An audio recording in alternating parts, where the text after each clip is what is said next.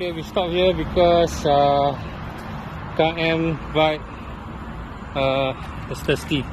Why she's thirsty? Because the sound of squeaking very apparent. Okay, why we stop? Okay, what happened just now was I think from Dash, what I learned from Dash is when you ride a bicycle, the bicycle shouldn't have any sound now. Right?